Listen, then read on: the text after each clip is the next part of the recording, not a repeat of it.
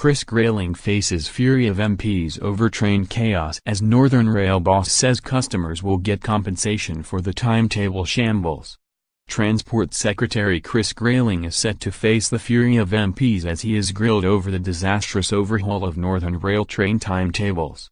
The train operator has axed hundreds of services as part of a disastrous overhaul which has left commuters unable to get to work and school and their lives ruined. Meanwhile, Northern Rail have today confirmed that passengers will be given compensation amid growing anger at the chaos. The Prime Minister's spokesman today said the crisis is totally unacceptable. A group of MPs representing northern constituencies will meet with the Transport Secretary this evening to discuss the crisis. Speaking ahead of the meeting, Labour MP Lisa Nandy said the chaos on the tracks was wreaking havoc. She said, "Where I have just come from in the north of England, railways have basically ground to a halt. It has been a complete crisis for the last 2 weeks, constituent can't get to work, people's lives are being ruined. Train fares could be based on the quality of service under radical new plans being consulted on. The rail industry is looking at ways to overhaul ticket prices to make them fairer without spending any more money. Commuters are being asked whether they believe it should be cheaper to travel on routes with slower, less regular and more basic trains, while better services would become more expensive. Other possibilities include abolishing peak and off-peak fares so passengers are charged the same throughout busier and quieter periods, or giving discounts to regular travelers and reducing prices for e-tickets but increasing them for paper tickets to reflect the difference in transaction costs.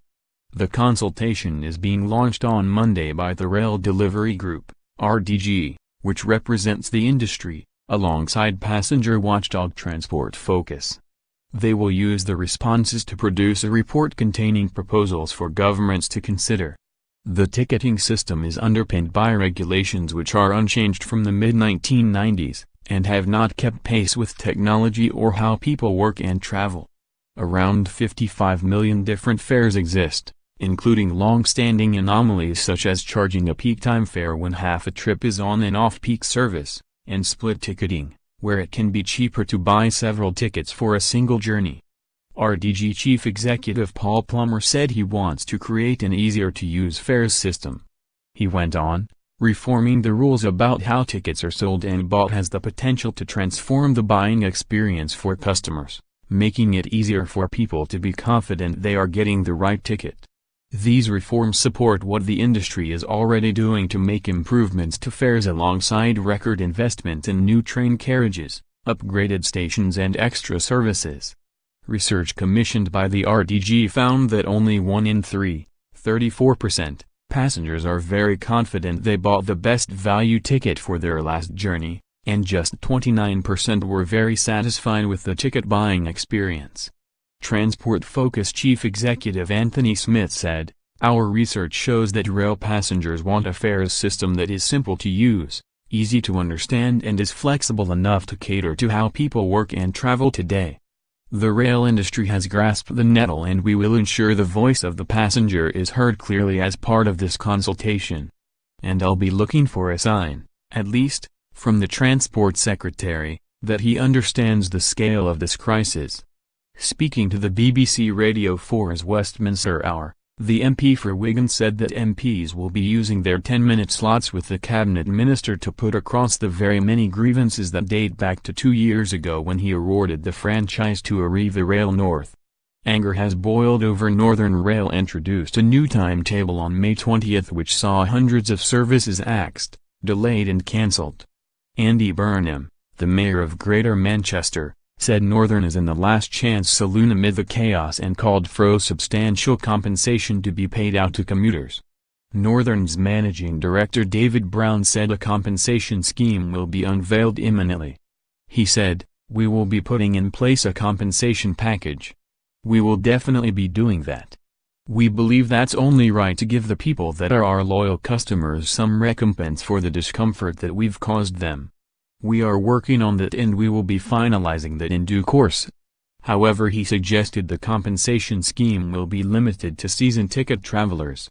Commuters who use one-off tickets to catch a train can apply for compensation if it is 30 minutes late, he told BBC Breakfast.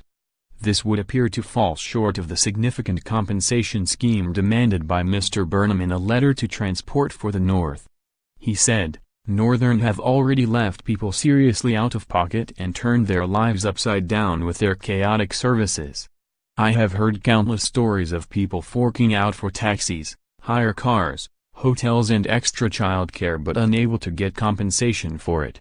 Now that Northern are unilaterally canceling thousands of services that many season ticket holders have already paid for, passengers must be properly and fully compensated.